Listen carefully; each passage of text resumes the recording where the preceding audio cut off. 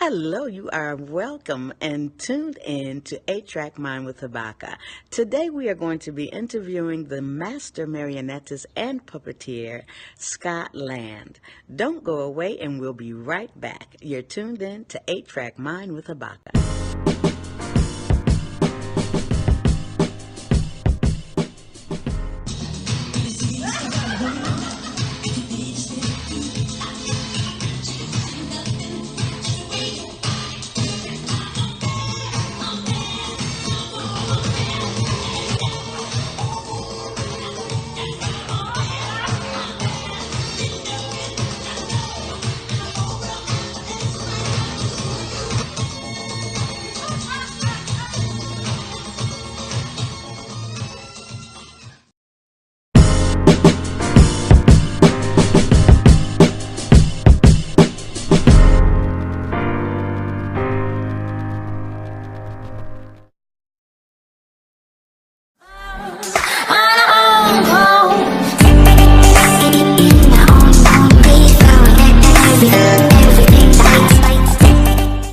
He is a master marionettist, and I'm telling you, you are going to find out some wonderful information. It's very intriguing. He intrigued me so much when I met him in Bakersfield.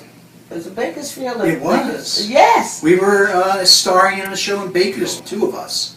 The great Mondre and me. And you. Yeah. And I'm telling you, the moment that I saw your show, I was just taking. I mean, I've seen marionettes before and puppetry, but not ever like that. Yeah, sadly it's a dying art form. There's very few people that actually concentrate on it, and so there's so few of us doing it. So when people see it live, it's very rare. Yes. And I started doing marionettes when I was a kid.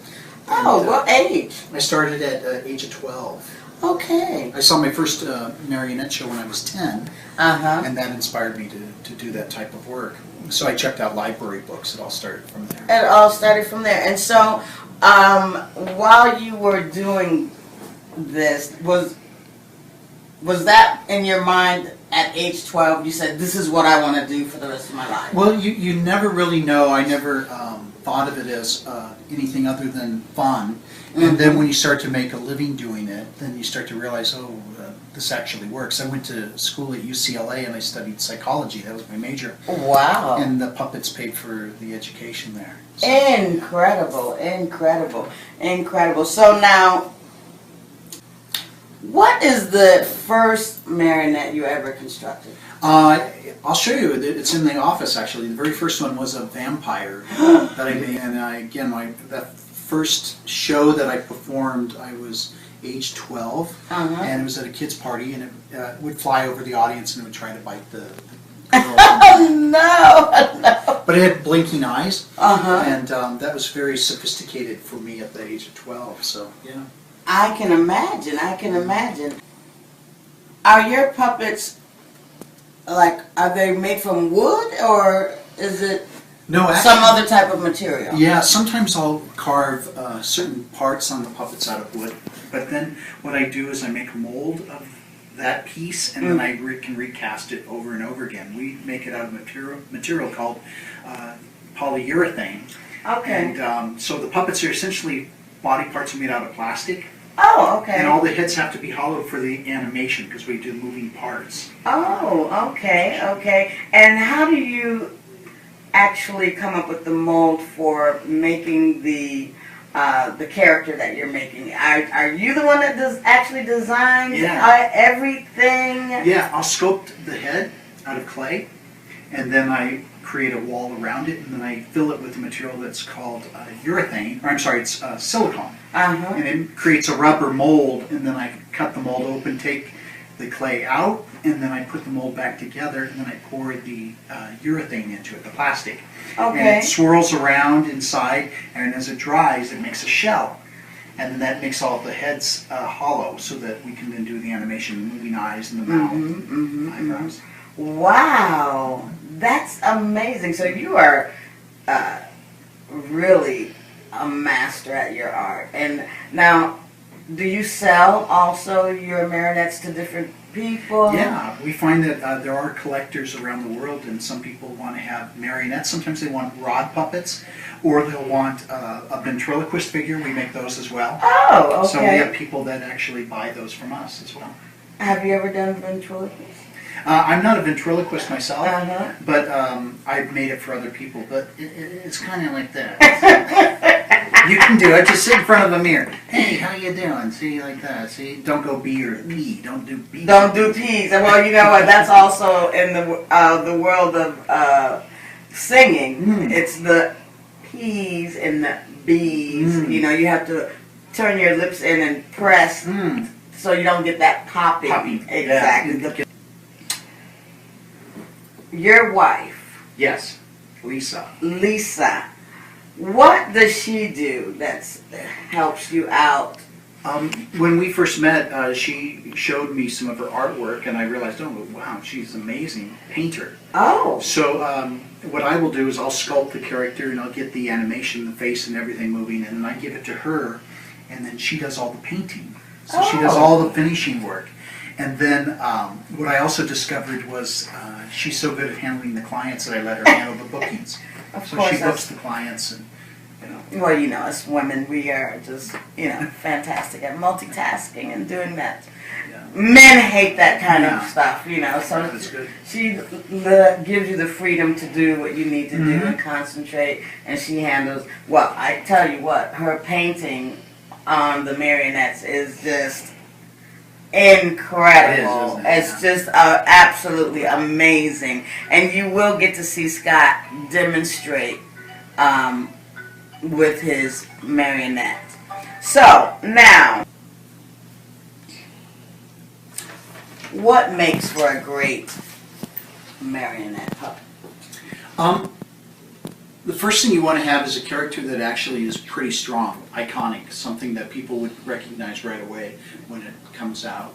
As an example, it could be Elvis Presley, it could be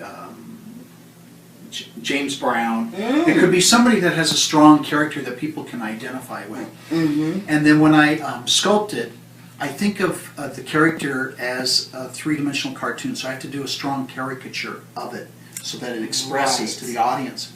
And then I have to choose on that character animation that's going to be particular for the character. For example, if it's James Brown, I would sculpt it so that his eyes are kind of squinting already. Oh, okay. And then the mouth can open really big because he does this with the microphone. And then if we want to go for a comedy gag, it could go into his mouth and then it gets stuck.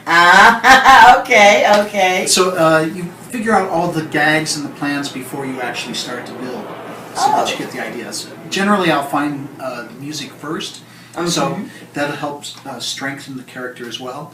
And then once it's finished, once the character is done, I will practice in front of a mirror with the puppet for literally hundreds of hours till it finally starts to flow from me. And then the puppet will tell you what it can do, because they can't do everything. They can only do specific things. Really? Yeah. So after a while, they tell you what they can do and what they can't do.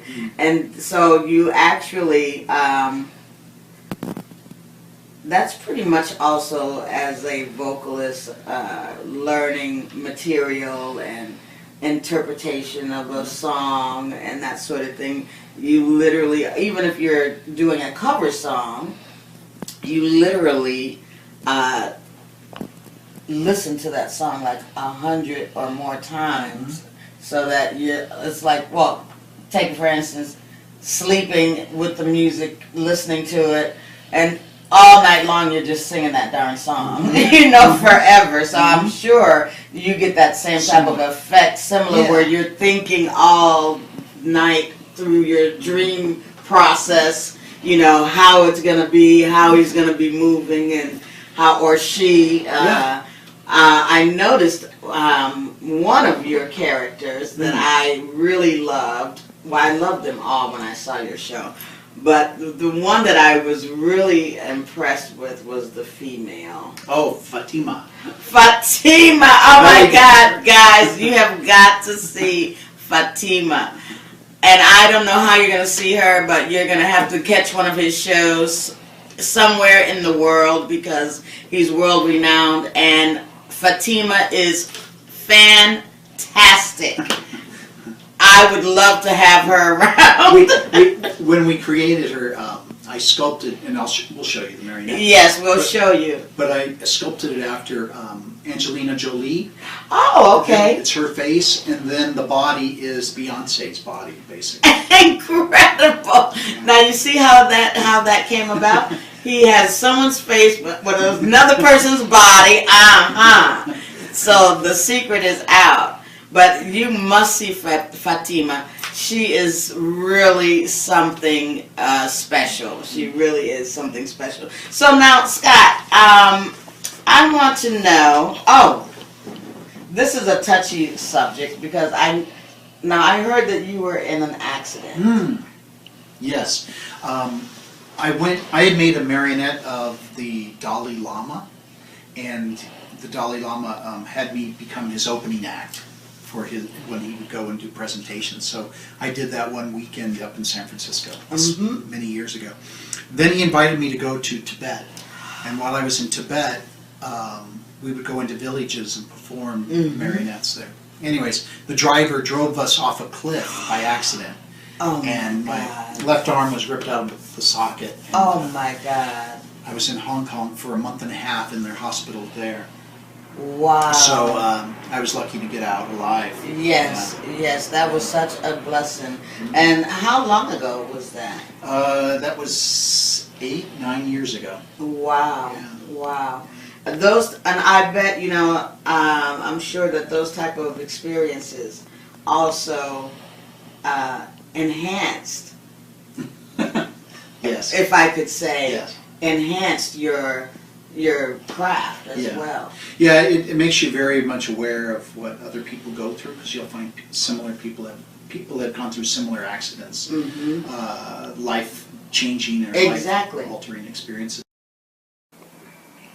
Has anyone ever, while you were growing up, into this, thought that you were weird or teased you? Oh, sure. Or that's what I want to know about too. I want to know, did anyone ever tease you and try to discourage you, and how were you able to maintain your belief in what you knew you wanted to do? It's kind of like clowning or juggling or magic, and all of these are called the allied arts. And in the allied arts today, the world has changed, where everything is digital. So people look at it as bizarre, and it's not of any great interest. Well, it was something that drew me in when I was a kid, was clowning. And so I've always been an oddball, the one that doesn't fit in. So after a while, either they will accept you or not. But my parents were always very supportive. Sure, there are other masters who do marionettes. Now, the question I'm trying to get out here is, when a person gets into this business, or they decide they want to be a marionettist, a puppeteer, do they have to also know how to make their own puppets, or can they just purchase them from someone like you, who's a master? It kind of happens both ways, because it's so labor intensive for people to build them. It's hard to find someone that is actually going to dedicate time to doing it. So they'll buy the character from me. We sell one that's popular. It's a balloon clown. Okay. And we sell that one. It's a popular piece that we do in our show, and then other people have now bought them and collected them. And how much is that clown? They run about $2,500. Okay, about $2,500. And so what's the most expensive one? Or they're all the same? Well, the balloon clown, that's the rate for that one. But we'll have a vent figure with a lot of movement and articulation. They'll go for close to $10,000 for it. Wow. Yeah, it basically, if you're a puppeteer that does it as a profession, it lasts like forever. Musical instruments. Exactly. Same thing. Yeah. Exactly. That's what I was thinking. That's great, and it's it's labor intensive. It's a very detailed, a lot of work. In fact, we have one person that basically took his a ventriloquist figure, puts it in a box, travels with it, and he will buy a seat for it. Wow. So it'll be sitting next to him. Yes. So he won't ever have to check it. He's afraid something will happen. Exactly, Yeah. that something will happen to it. That is awesome. So, in closing, first of all, I want to thank you for giving me this wonderful opportunity to do an interview with you, and it's just was so nice to even know you, and when I met you, you were just so friendly, and I love your DVD. Oh, thank you. And which we'll be giving you the information on where you can purchase Scott Land's DVD for marionettes if you are looking to learn about how to put them together and the work that is involved. He will be giving you that. Yeah, that was made through the Stan Winston School, which is online, stanwinston.com, and you can buy the DVD there. But it's basically a full 2 days of video showing how the puppets are designed and built and how you can manipulate them. So we're quite proud of that. Wonderful. So do you also do master classes? Yes, we do. We also teach classes. And do you have that online where they can see the schedule, or how would they go about setting up a master class for you? We do it 3 to 4 times a year, and Lisa will handle the bookings, but you can always find us on Facebook, of course, which is Scott Land, and then of course Lisa Land is there also. Yeah. Wonderful. And your next upcoming shows? They're going to be in January. We're going to be in New York City with basically a fundraiser in New York City with what's his name? The comedian Gilbert Gottfried. That's it. Gilbert Gottfried. Okay. Marvelous, marvelous, marvelous. And